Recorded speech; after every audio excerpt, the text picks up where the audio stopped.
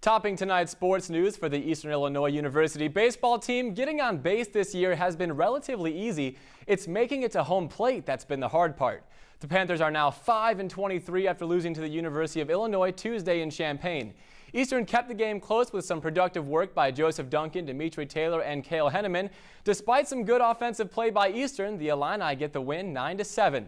The Panthers will try to get this one back when they play U of I again on April 19th in Mattoon. Well, the Eastern Illinois baseball team wasn't the only one to lose a close game. The Charleston High School baseball team dropped one too.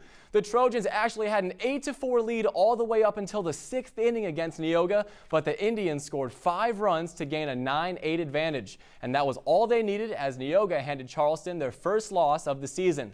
The 6-1 Trojans were supposed to be back in action today against Marshall, but the game was canceled due to rain. Charleston resumes play against Effingham Saturday.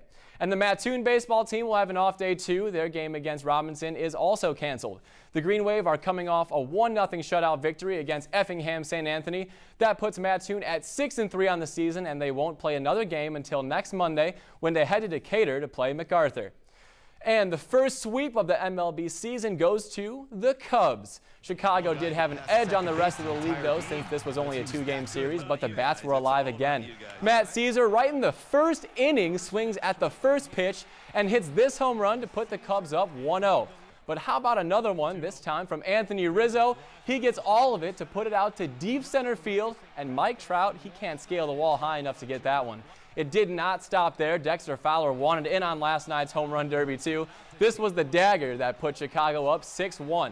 And that would be the final score as the Cubs started off 2-0 for the first time since 1995. Can you even believe that? Chicago continues their road trip with a 4-game series against Arizona starting tomorrow.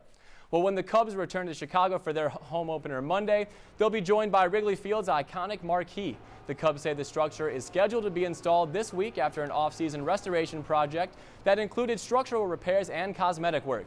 Restored statues of Ron Santo, Billy Williams, and Harry Carey were installed Monday outside the ballpark. The Cubs host Cincinnati Monday with the first pitch coming at 7:05. Well, it's definitely not the way the St. Louis Cardinals wanted to start the season. They try to avoid a sweep tonight at the hands of the Pittsburgh Pirates. Last night, the Cardinals held the Pirates to a 5-5 score through 11 innings, but Jordy Mercer singled home Gregory Polanco from second base to win the game for Pittsburgh.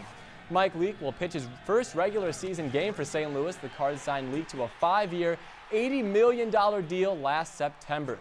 Finally, Carlos Rodon makes his first start of 2016 tonight when the Chicago White Sox take on the Oakland Athletics again. The left-hander won 9 games last season and finished 5th among rookies with 139 strikeouts. The Sox have won the first 2 games of the 4-game series, which wraps up Thursday. Lacey, that's all for sports. Back to you at the desk.